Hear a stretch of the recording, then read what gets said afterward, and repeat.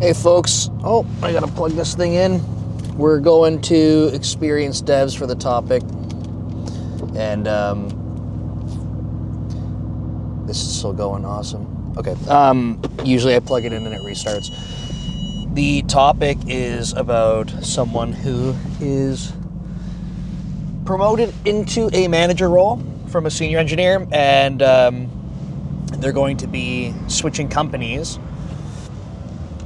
And now they're curious, like, they never had to interview for the manager role, so they're like, hey, I want to be a manager the next place I go. Like, how do I navigate this? Like, what do I have to do for the interview? So they were saying, I think that I need to do coding practice, I think I need to do system design practice, and I think I need to do behavioral interview practice.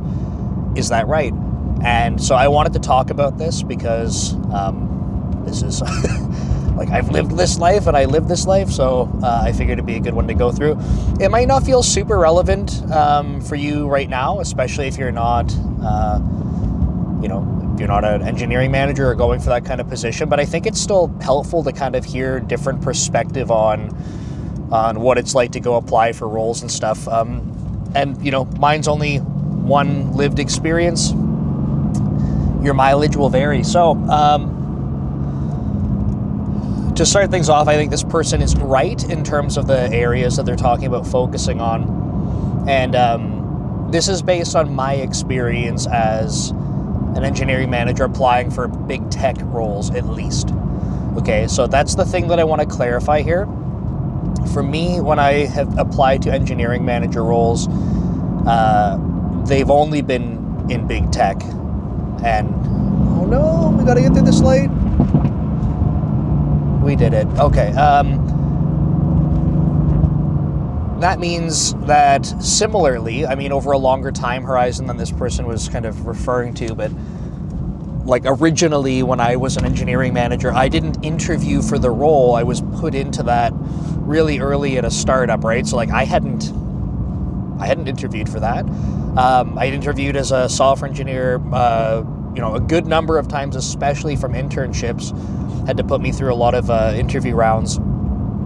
So I had done that, but not as an engineering manager. So for me, when I first applied for engineering manager roles, this was after being an engineering manager for like 7 or 8 years kind of thing. So when I started applying, though, this was only to big tech companies. It's not necessarily true I applied to some others that weren't big tech, but I only interviewed at big tech companies. And so that's Google, Facebook, Microsoft, and Amazon. And all of them did those three groups I say three groups, sort of like elite code, so data structures and algorithms type questions, system design questions, and then the third is like, you could generalize it as behavioral interviews, but it's like behavioral interviews, project management. The behavioral part, I think Meta does a good job of explaining how they break it down further, but it's like behavioral interviews cover the range of it, but they also have they want people focus. So how do you grow people? How do you manage people? How do you lead people? How do you grow teams? How do you manage people out that are underperforming? But then there's also project management, because it's a huge component of engineering management as well. So those kind of get broken out. Now, Amazon was the only outlier to this. Amazon is the only one that did not ask me a coding question. In fact, I don't even know if they asked me a system design question, to be honest. And this stands out to me because, I do not test particularly well. This is something that's sort of always been the case in my life. I think when I was a lot younger, we're talking, why is my tire flat?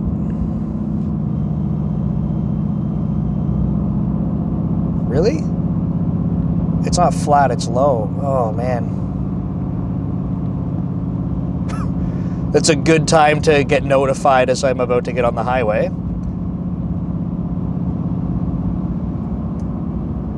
It is colder out today, like I just watched the pressure go up as I'm driving, so I think it's because it's cold, so we're probably on the cusp, but I gotta pay attention to that. Okay, sorry, that's, like I said, timing's everything, so getting on the highway and being like, your tire's flat, not good. I think it's just low in comparison because the cold weather.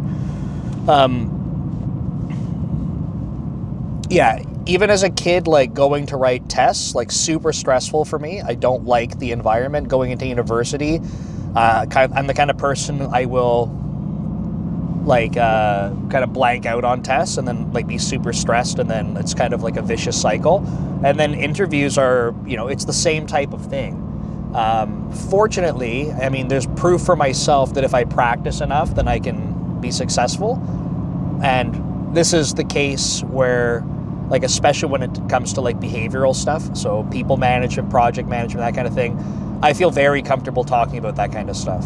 I still will practice, of course, because I think we should, but I feel very, very comfortable. It's like literally Code Commute. The stuff I talk about is like me sharing, oh, buddy, come on, you gotta wake up a little bit. I share this kind of stuff that's very similar to topics in these types of interviews, right? It's just that the difference is in an interview, I have to understand what the person's asking, and then understand, like, or make sure I have a scenario that's aligned to it more specifically. So it's already a lot of practice from doing Code Commute on this stuff. Now, you would think, here's where it gets crazy, right? You would think that, you all don't know this from listening to Code Commute necessarily, but I write code like every single day. Not at work, but I program every day. I've been programming for years and years, like decades, and I love to program. And in my previous role before Microsoft, I was an engineering manager, but also coding, like, directly with my team. So, like, a technical engineering manager was the role. So again, I was coding professionally in my career, and so I understand code and I write code. Now, when I test for it in interviews, I regularly do quite poorly, and that's because of lead code style questions. So back to what this person was asking. I want to kind of bring this full circle and talk through it. Those are the three areas that they called out. So data structures and algorithms, system design, and then behavioral interviews, where behavioral interviews are broken into, like, project management, as well as, like, how do you lead and grow people. Okay, so those are the three major areas. But what I would recommend to anyone who's going through this is, like, yes, focus on all three, but spend most of your time and attention on the areas that you feel softer at. Okay, if you're going to apply to places that you know are going to ask you all three, focus and make sure you have coverage on all three, but get the most attention in the areas that you feel softer in. I cannot speak for companies I've never applied to, so, you might apply somewhere and it's kind of like my Amazon experience, right? Where they focused just purely on the behavioral side, so people and projects, like that might be the case for places that you're applying to. And then you're going to say, well, Nick, I wasted my time. I didn't have to do, the data structures and algorithms thing. Like, hey, sorry, but you got to do your homework too. But if you are applying to a place that does all three, which from my experience, it's basically the big tech companies, Amazon is an exception, and maybe that's changed, then get coverage on all of them. For me, like I was kind of saying, it would absolutely be on the lead code style questions, so data structures and algorithms, because I do not test well for that. And then it would also be system design, which sounds kind of funny, because system design is something that I feel more comfortable in, but I have found in test scenarios a similar type of thing. Like, I shouldn't say always, I generally share the perspective, and on this channel and other social media platforms and stuff as well. Like, I feel like lead code often involves like knowing tricks and stuff like that, and it's kind of, I think, kind of dumb. I think that you can absolutely ask system design questions in ways that don't feel like a trick. And I think that you absolutely can ask system design questions in ways where it's almost structured to be tricking someone. And, you know, it's most of the time in system design questions, there's an expectation on the interviewee to be asking clarifying questions. Like, you should be trying to ask questions to understand the system you're building. And I think that's a good thing. I think that's good. And I have found, I feel like more recently companies are doing a better job of letting interviewees know that. Like, hey, like, you are expected to ask questions, right? Like, if you don't tell people that, then it can feel like a bit of a trick. Like, hey, am I expected to just know? Or if I ask questions, am I going to be penalized? So I think they're doing a better job of saying you're expected. But I still think that you can ask system design questions in ways where it's like if someone's trying to get clarifying questions in the beginning, as an example, and say they get, I'm just making this up, say they do like 80% of the way, okay? So they ask clarifying questions and they get like 80% coverage, which is like, it's not bad. 80% is like considered an A minus, right? That's not bad. Now, if the missing 20% is something critical or is going to ultimately affect your expectation of the design, and it's never been clarified, and then you hold that against someone in their design, like, the problem is that 80%, which looked good and only had a 20% miss, maybe that changes your expectation later and they only get like 50% of a design that you're happy with because it never got clarified, right? So, like, if you don't re-guide people back to,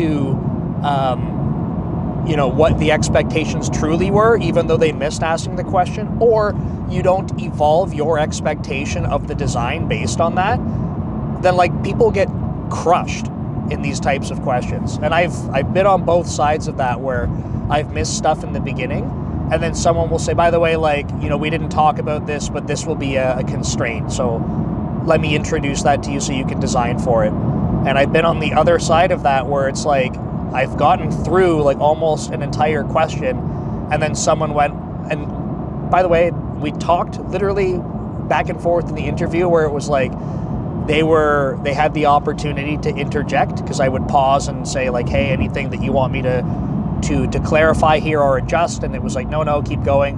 So get most of the way through before they say like, well, what about this? And I'm like, well, if I need that constraint specifically, then like I have to change my entire design, and there's like a few minutes left, so what would you like?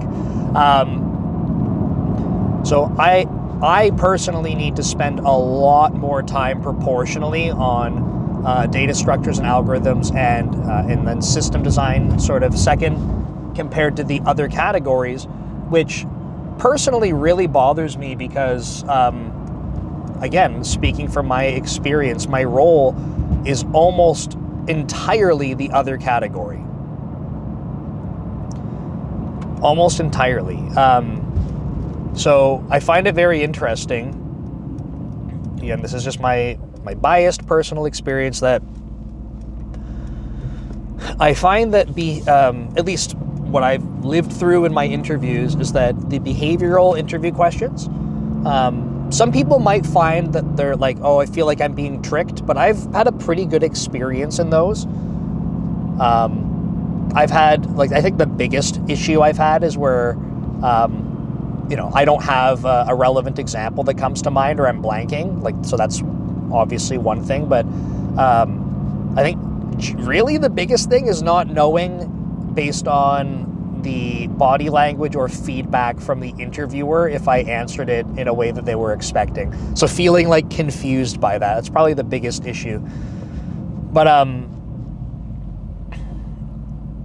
I find that like almost always seem like very fair questions, and I feel like they're assessing my skills in a meaningful way. Whereas data structures and algorithms and system design, I often feel are really not, especially like the lead code style questions.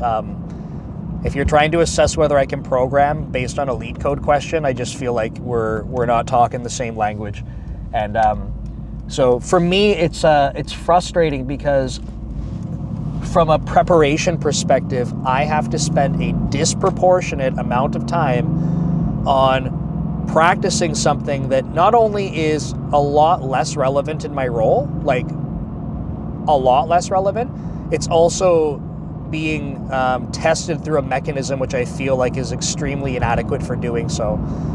System design is similar but better because, like I said, I feel like it's less, I've had better experiences where it feels like there's less tricks. And then the most important one, in my opinion, is like leading and growing people in project management. And I have found that I've had like very fair questions. So I spend very little time preparing for that. It's my preparation for that kind of stuff is mostly just making sure that I have like stories fresh in my mind, right? So going through, like literally listing out everyone on my teams that I've ever like worked with, and just thinking through scenarios that I've worked with them on, challenges or growth opportunities, and then big projects that I've worked on as well. So I like doing that and kind of making sure that those things are fresh in my mind, so that if someone's like, tell me about a time where you had a failed project, I'm like, okay, like top 10 projects I've worked on or whatever, or spent time on, and then I can go, well, this one had phases or it failed in these ways. If I've already used that example, I can jump to another one, but just to keep them fresh. But as I'm pulling up to CrossFit here, for this person, yes, all three. Your mileage will vary where you need to spend time and effort, and I think based on, you know, where you feel comfortable. Oh boy, you parked super close. And also what the companies are looking for. But I think that's it. I'm just going to get parked here, and then I am off to go probably do something that's going to hurt me at CrossFit because I'm not very good at it, but that's okay. Bye.